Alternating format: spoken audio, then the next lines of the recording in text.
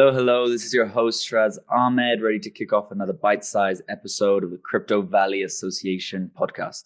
Now, let's discover together the growing trends of this fast-moving space and try to shed some light on the mysteries it contains. We are joined today by Hartej Sawhney, Principal of Zokyo, a blockchain technology company with a mission to secure and build Web3. Zokyo's cybersecurity team leverages a real-world attacker mentality to reduce risk and fortify code. So let's dive straight into the world of hidden cybersecurity. Hey, Hartej, how's it going? Hey, Shiraz, thanks so much for having me on here.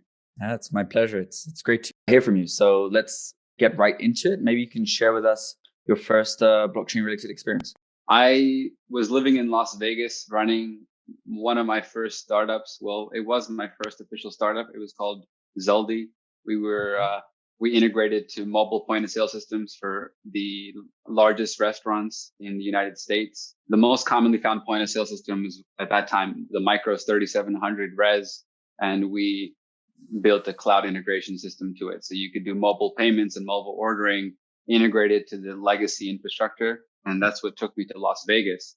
And while living in Las Vegas, dealing with this 7.2 mile strip with a large number of the highest volume restaurants in the country, I met a group of Bitcoiners that were mining and were very early in the Bitcoin space since 2009, 2010.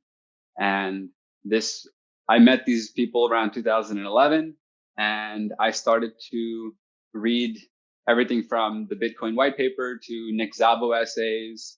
I found Max Kaiser. I found Andreas Antonopoulos videos, found myself extremely inspired. There wasn't a lot of content at the time. And then we got active in the Las Vegas Bitcoin meetup, which we then turned into the Las Vegas crypto meetup. And for a short period of time, we even ran it.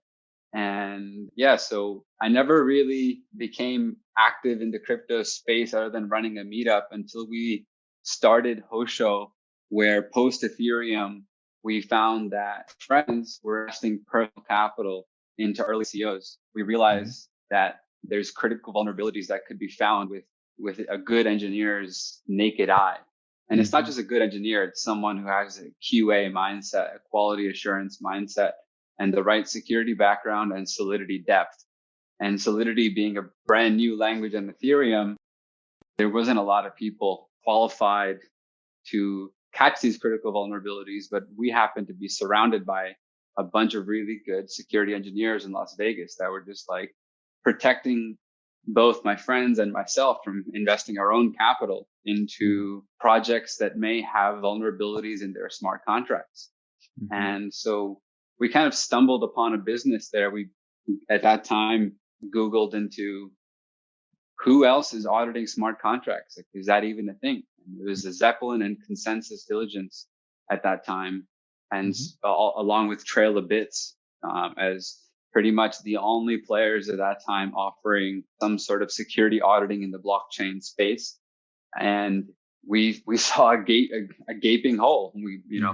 When I say we, it's me and my co-founder, Yo Sub Kwan, who prior to this was the co-founder of a company called LaunchKey, where they built a solution to get rid of passwords, which they sold that company.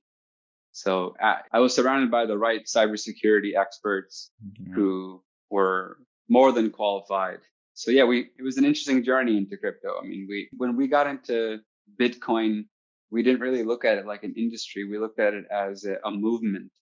We looked at it as something that we would go to these get-togethers and talk about the future of money, the future of humanity. And they definitely didn't view it as an industry at that time. It's interesting how fast that evolves post Ethereum, especially with the birth of so many companies, including my own, even though at that time I considered myself more a Bitcoiner, and I went through this evolution of increasingly respecting Ethereum. Oh, okay. And so you're the co-founder of Hosho and crazy enough ranked by Forbes as the #1 cybersecurity firm within the blockchain and cryptocurrency industry in 2019. I mean, can you tell us about your experiences there? I mean, what happened, the key learnings? We grew Hosho really, really fast. And this was a time when ICOs were just becoming a thing, we knew that there's absolutely no reason for a smart contract auditor to have their own token. So we never launched our own ICO, and we stayed focused on just delivering a really good service of auditing smart contracts using a mix of manual auditing and leveraging a mix of automated tooling and making sure that we have the right team built out to do this. And Hosho did not survive the previous bear market, to be honest. You know, after when that bear market hit, we were unable to sustain the business with that number of American employees, and that model just did not work out. I then basically turned Hosho into Zokyo. I moved to Ukraine and we rebuilt everything up. And so, you know, now everything is operating under the name of Zokyo, and it's not just focused on security auditing. We are doing, on one end, we have a division of cybersecurity services, which partially includes blockchain security, where we do security auditing of smart contracts. We do security auditing of blockchain protocols, but we also do like traditional offensive security services spearheaded by our head of security, Anand Prakash. Anand Prakash is a world-renowned white hat hacker. He's hacked into Facebook. He's hacked into Uber. He's ranked as one of the world's top hackers on Facebook's developer portal. Pretty much all of the top Silicon Valley big tech names, Anand Prakash has hacked into them. And working with Anand spearheads our penetration testing team, creating black box testing, hosting bug bounties, deep white hat hacking experience. And it's the combination of traditional hackers that have had the incentive to also learn Solidity deeply is basically one of the sweet spots of having the qualifications of operating in what is basically a brand new industry, which is blockchain cybersecurity. Not a lot of people in traditional cybersecurity know Solidity and the necessary languages that are used in the blockchain ecosystem, or the nuances of building in the blockchain ecosystem, and good engineers that have been building in even functional programming languages. The world's best engineers tend to not always be security minded. And so that's a very interesting nuance of the blockchain space, where, you know, Solidity is a brand new language, which is what Ethereum is built on. And there's not a lot of people in the world to both be qualified to build, let alone secure, even less to secure. No, we'll definitely come back to that point. It's a very, very interesting one. And before we do, I mean, you mentioned that you're based out of Ukraine. I mean, why not the crypto valley in Zug? Why did you decide to be based in Ukraine? Yeah, so Ukraine is a wonderful place. I was able to find an astronomically large amount of full stack blockchain engineers in this country, in an array of tier 1 and tier 2 cities that are all easily accessible. And I was able to partner up with all of the right people. Partially that was due to the fact that I am extremely established in this country. My wife is a native Ukraine of the city of Kiev. So I am married here. I have 2 children here, and essentially quite established here. And Ukraine, in the big picture, it's a great time zone. It's GMT +2. You're able to handle business from all around the world. And I'm just a hop, skip, and jump flight away from Zug, Zurich, or Geneva, wherever, or any side of Switzerland. I'm happy to visit anytime. Yeah, we're happy to have you here as well. And so I like to be close to the engineering talent. And I think there's just a shortage in the world of good blockchain engineers and good blockchain security specialists. And increasingly, even we're having a hard time hiring here, to be honest. It's increasingly really hard to find world-class talent. There's no market for a senior blockchain engineer. If you're a blockchain engineer, you only have to text Sheraz, and Sheraz will probably get you 5 jobs in 24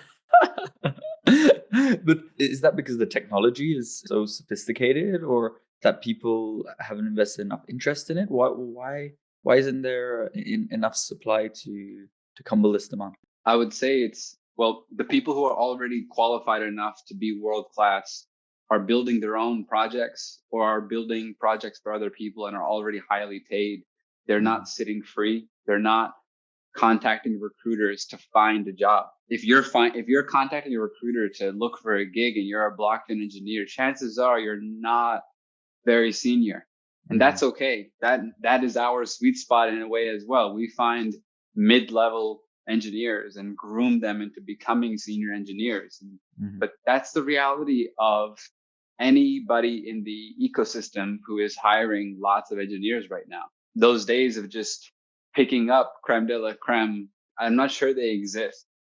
And so seeing this shrinkage of senior level talent in the world has made me realize that, okay, as far as I see it, the places that I'm comfortable hiring engineers for the next decade and making sure that companies that we build and companies that we invest in are always going to have the right engineering power. We know we can build teams in India and Ukraine. And that's our comfort zone. Eastern Europe and Southeast Asia and South Asia are engineering powerhouses. And the companies that I invest in and build in, I'm happy to have the engineering teams there and the heads of sales and BD in places like London and Switzerland and New York City and Hong Kong, Singapore. Okay. And do you believe that this tendency of not having enough good developers will change? I mean, maybe have you thought about building up a blockchain developer university or something whereby you can create that suppliers? We basically have built one, but that's for us.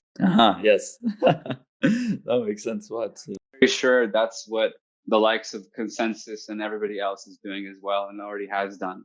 There's a race to build things, which is why Zokyo is evolving into being not only an auditor and not only a blockchain developer, but a DeFi studio, right? And so now increasingly we are building our own projects and partnering with the right people to go out and launch those projects and to run those businesses, right? And so this year, in 2020, we began the development and recently launched Yield.app, which is kind of like Robinhood for DeFi. And we built Bridge Mutual, which is a decentralized insurance solution to compete with Nexus Mutual, which is the TGE is actually next week, end of January, 2021.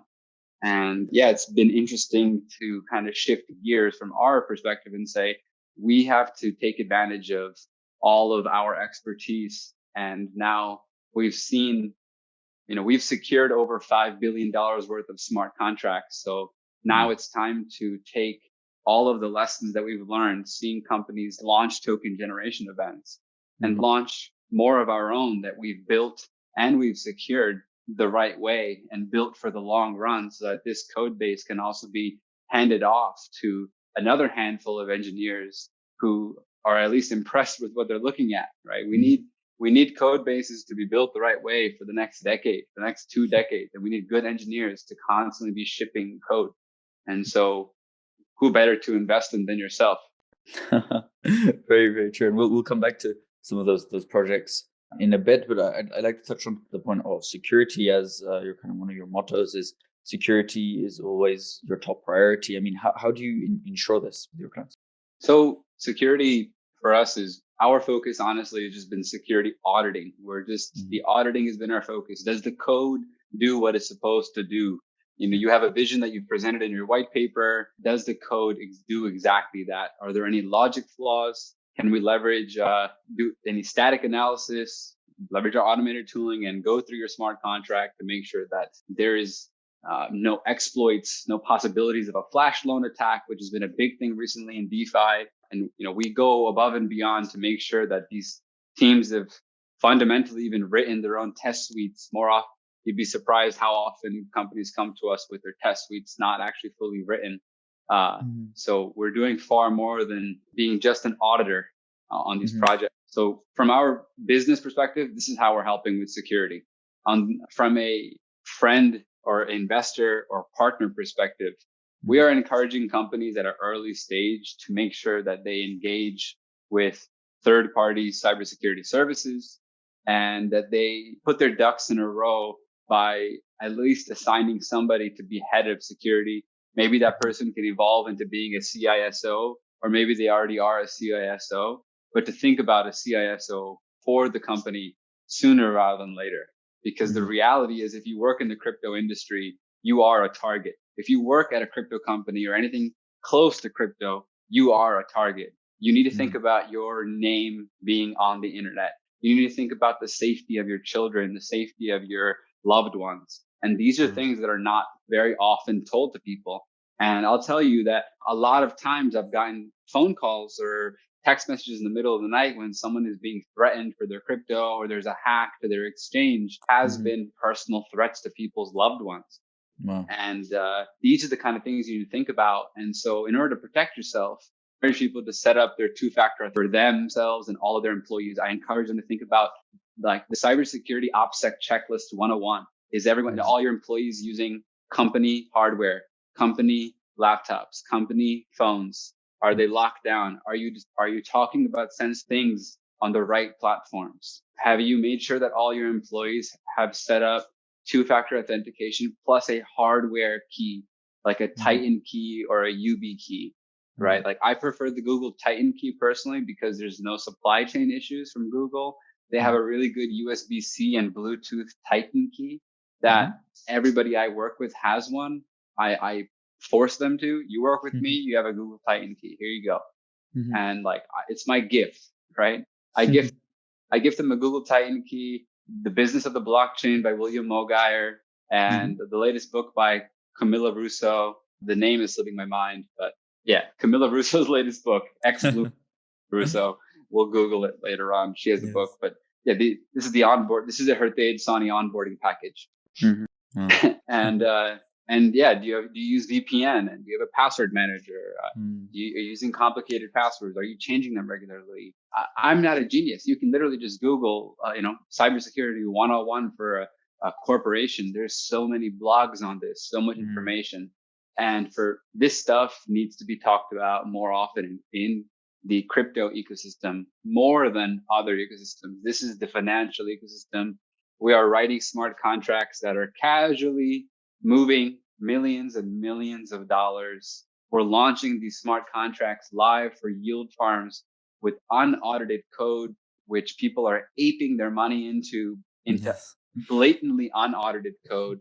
And you go to the website and it says, warning, put your money at your own risk. This code is unaudited. Most of the money in a yield farm is often made in the first 200,000 blocks. And during the first 2 weeks, which is the first 200,000 blocks, most of the time these days in DeFi, that's unaudited code. And that's where you're seeing these astronomically high yields, which are unsustainable, but that's a different topic. But yeah, thousands of percent APY for the first 2 weeks of many of these yield farms on completely unaudited code. It's wild. Not a good trend for the industry at the moment. And it's not a good trend to see projects list their token live on a decentralized exchange and then come to us for an audit. Engage with at least one third-party auditor prior to listing your token, even on a decentralized exchange. Just play it safe. Engage with a second third-party auditor after you make some changes to your code. And then the third one, I mean, every time you change your code, you should be auditing your code. And I do understand that a lot of companies are upset because they're like, you guys are taking sometimes 6 weeks, sometimes 9 weeks, and you're charging anywhere from 20 grand to 70 grand for an audit. And it's like, that's just becoming the reality of being in this space. And it's becoming the reality of having to deal with the nuances of the complexities of these smart contracts. This week alone, multiple of our statements of work that we sent out for Zokyo were 7-week audits, 6-week turnaround on audits. And we know that other people in the space that are auditing smart contracts are booked up for months in advance right now. They are just turning people back. And I pushed back on my team and I said, can we, this team really wants to list on Uniswap within 3 weeks. We gave them a 7-week statement of work. And they were like, absolutely not. Like, we'll be able to finish the manual portion possibly in a 2.5 week period. So they'll get a manual audit. But usually by the time we complete the manual audit, we have found a lot of things in the smart contract that we would like to encourage the team to rewrite. And that's not a typical role of the auditor. And we, kind of hold the hand of the company and we say, look, we encourage you to rewrite some of this. And then we're going to write custom automated tooling for this specific smart contract after. And so sometimes we'll break it up step by step. So yeah, it's a 7-week total process, but you might have a report in your hand within 1 to 2 weeks to do something, at least some sort of a report. And you are in the process of engaging with the security auditor. Okay. And it's probably not often that you just don't find anything that could be a potential risk. We always find stuff, right? And it's not always a security vulnerability. Often it's a logic flaw, right? You'll have things like fundamental math issues still, actually. Numbers of things to be distributed to founders can still be an issue. Wow, okay. That's quite crazy. And so how did this whole COVID situation then impact your business? Well, we've definitely multiplied our business. And I wouldn't say that the business has grown because of COVID. It's that crypto is already online. We've already been a decentralized operation. We've already been thinking about clientele that could be anywhere in the world, from Korea to Los Angeles, and it makes absolutely no difference to us. We want to know, you wrote a smart contract. It's an ERC20 token. What blockchain? Okay, it's on Ethereum. It doesn't matter to us if you know where you are. And so grateful that our industry overall was far less affected compared to the more physical domains, like such as retail or running a mall.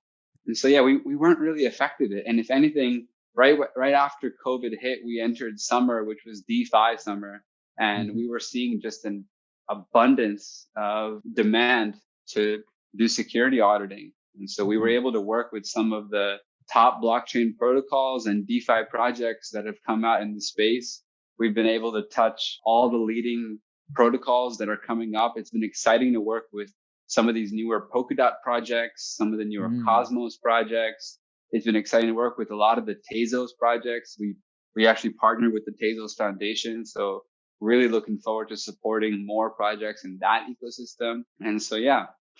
Wow, incredible. COVID, if anything, one thing that's changed for us is I'm an American citizen with Indian roots. And I would say that originally when I was spending time in Ukraine and I'd catch up with people would say, why are you in Ukraine? And like, oh, wow, Ukraine. The reaction was a bit more obscure as to why are you in Ukraine? And I'd say after COVID, no one asked me this question because people that were in London are now hanging out in the Swiss Alps, and people who were in Zug are now hanging out in some farmhouse. I believe you are no longer where you normally were. You are also out in the countryside somewhere, right? And so everybody's reality has shifted to the point that they realize you need quality humans that you trust, that have internet and electricity, and they'll be reliable. And it's a game of time zones. And this is where Ukraine, being basically in the center of the world, is very convenient to do business with anyone in the world. And so the difference between Switzerland and Ukraine, time zone is minuscule. And so we're basically in the same place as far as I'm concerned. Not like meet face to face during COVID. So it's kind of an equalizer. And it's just a matter. It's now all that matters is time zone. It's not about geography. It's about time zones.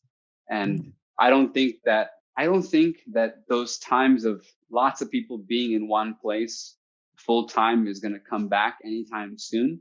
I think that we're going to all live wherever we live and live wherever you want to live. You want to live off the cliff of a mountain with your family, go for it. But, show up to a conference every few months so we can all see each other face to face. Yes. I feel like that's what's going to come to. We're going to have these very strategic get-togethers where you better give me a really great reason to kiss my babies goodbye and come fly, pack my bags and come spend some time with the right people. And it better be really fruitful. And everything else I'm okay with doing virtually. I've set up my camera and my mic and my lights ready to go. That's wonderful. That's wonderful. Yeah. And the whole story with the time zones. I mean, when crypto never sleeps. I mean, it's hard to be in all time zones at once. Yeah, at least from watching the market perspective. I'm not really like day trading or anything. Of course, I have my personal investments, but at least anybody who has a trading perspective, they know that a lot of things go with the flow of Asia these days in crypto. and wherever there's been a recent trend that every time Asia wakes up, they dump the market. And so I'm sure a lot of people around the world are being mindful of when Asia wakes up. Maybe you can tell us what your vision for this whole industry is. Where do you see the future blockchain technology in society and everything? Well, yeah, I mean, so I honestly recently quite a bit of the focus is on specifically DeFi in investing and building the future of DeFi. And I really think that the benefits of DeFi are going to be major across both developed and emerging markets. And, in developed markets, DeFi is going to provide a greater choice to consumers. It's going to reduce the cost of legacy financial systems. It's going to bring greater liquidity in product innovation to financial markets. But in emerging markets, DeFi essentially provides a more secure store of value with the rise of stablecoins, where financial services are going to be offered essentially for the first time ever to billions of people who currently lack access to existing financial systems. And the trust layer of finance is being replaced with decentralization and decentralized finance. And so we're saying goodbye to massive financial intermediaries, but you're not even saying goodbye to them in the emerging markets. You're just saying hello to DeFi, and you're saying goodbye in the other markets to people like banks and asset managers and traditional insurance companies. And, you're replacing that with code, with permissionless blockchains and smart contracts. And so finance by far is the best product market fit for permissionless blockchains. So fintech is the first place for innovation. Finance is the first place logically for innovation for DeFi and for crypto. And so, I mean, Bitcoin is the first DeFi. The success of DeFi didn't come overnight. This is not just a new thing. Bitcoin is the first DeFi, but it's been difficult to build proper protocols on top of Bitcoin, given its limited programmability. Right? And then Ethereum came around, a permissionless blockchain that's Turing complete and has smart contract functionality that made it way more possible to build complex financial systems. And today, Ethereum is kind of like WordPress. WordPress may not be the most secure way to launch a website, but it's really simple. You just do pop, right? And we're at that point of development.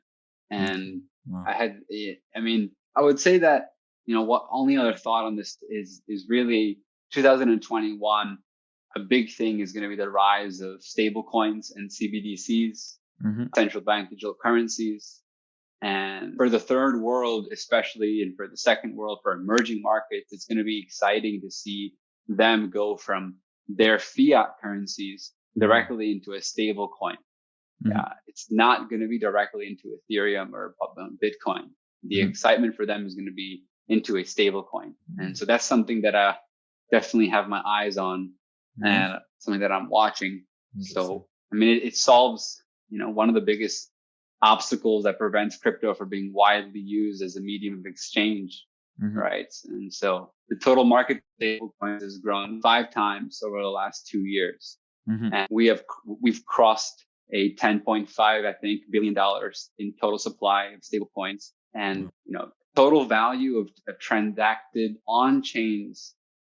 Total value transacted on chain of stablecoins on Ethereum that overtook Ether itself last year in 2020.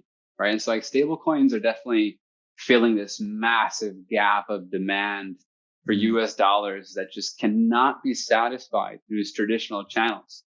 And like the biggest one is obviously USDT. And every time the market goes up, you see a bunch of FUD about USDT, and who knows what happens with that court case. But honestly, I personally think the money is in the bank. I think it's 1-to-1. I don't believe any of the FUD, but I trust USDT. I trust USDC, and I'm a big fan of DAI. I'm a big fan of the maker community, and I'm really excited about the work being done by Matt Rabinowitz in the maker DAI community in regards to the cross between real world assets and and DeFi and make or die. And one of my passion projects that I'm exploring for this year is taking a massive amount of antique art and antique weapons that are Indo-Persian from the Sikh community, from my forefathers and my foremothers of our heritage that have been preserved in London. And we are going through an exploratory process of tokenizing this collection of arms and antiques and antique art in order to preserve the heritage and legacy of a people, and making sure that we don't sell the collection to someone like the Sotheby's or a massive museum, so that it's just gone and in the ownership of a museum, and that a community can actually viably own this tokenized collection and pass it down through a legacy of generations. So like these are the kind of things that I think are going to really shift humanity. And, Switzerland being a place that has just so much real art and real world assets worth millions and billions of dollars, all stored in one country. I think that is going to be the country where we're going to see some very interesting competition and experiments occur when it comes to the cross between real world assets and tokenization. Wow. Well, that's great to hear. And I can only hope so. So Hartej, thank you so much for joining us today. And well, to everyone listening, if you enjoyed this conversation, feel free to check out more on our website, cryptovalley.swiss, where we host plenty of events, educational content, and even provide information on how you can join our growing community. So thanks again, Hartej, for joining us. Thank you, Sheraz, for having me. My pleasure. Stay tuned, stay safe, and until next time from the Crypto Valley in Switzerland. Bye-bye.